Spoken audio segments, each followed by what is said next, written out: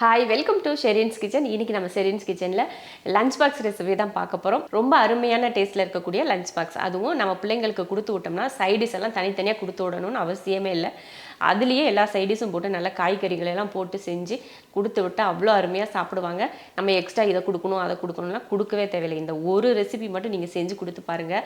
சைடிஸும் கேட்க மாட்டாங்க, சோறும் மிச்சம் வைக்க மாட்டாங்க. அந்தளவுக்கு சூப்பராக சாப்பிட்டு வருவாங்க. வாங்க அந்த ரெசிபி என்னன்னு பார்க்கலாம். தாளிக்கிறதுக்கு அரிசி வேக வச்சு எடுத்திருக்க முன்னாடியேவும் நீங்கள் எந்த அரிசி யூஸ் பண்ணாலும் பரவாயில்ல. பாசுமதி இல்லைன்னா நம்ம நார்மலாக சாப்பாடு செய்கிற அரிசி எந்த அரிசி வேணாலும் யூஸ் பண்ணிக்கோங்க. நான் 1 டம்ளர் அரிசியை வேக வச்சு எடுத்திருக்கேன். 1 ஸ்பூன் அளவுக்கு பட்டர் சேர்த்துக்கிறேன். அது கூட கொஞ்சம் எண்ணெயும் சேர்த்துக்கிறேன். வெங்காயம் சேர்த்துக்கலாம். ஒரு பெரிய வெங்காயத்தை நீல வாக்கில் கட் பண்ணியிருக்கேன், அதையும் சேர்த்துக்கிறேன். கருவேப்பிலை, இதை வதக்கிடலாம்.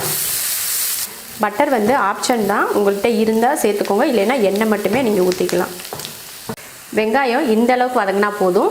அதில் இஞ்சி பூண்டு பேஸ்ட் 1/4 ஸ்பூன் சேர்த்துக்கோங்க போதும். மிளகாத்தூள் 1/2 ஸ்பூன், ஜீரகத்தூள் 1/4 ஸ்பூன், கரம் மசாலா தூள் 1/2 ஸ்பூன், அதையும் போட்டு கலந்துக்கோங்க. ஒரு கேரட்டை பொடியாக கட் பண்ணியிருக்கேன். 5 பீன்ஸு அதையும் கட் பண்ணியிருக்கேன். குட்டியாக கட் பண்ணிக்கோங்க. இதை வதக்கிறேன். அடுத்து 2 தக்காளி, உப்பு தேவையான அளவுக்கு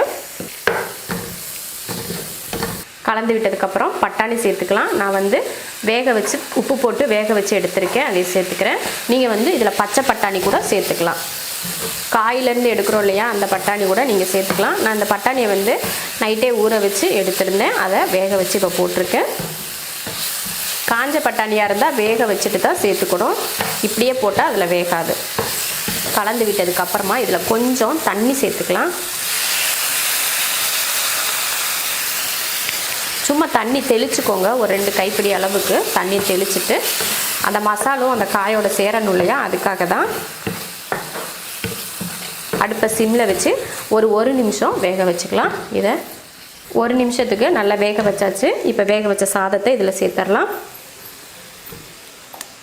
இதில் மல்லித்தலை, லெமன் ஒரு 1/4 லெமனாக புழிஞ்சுக்கோங்க. அவ்வளோதான். இப்போ இதை கிளறி விட்டுடலாம். அடுப்பு இப்போ சிம்மில் தான் இருக்குது.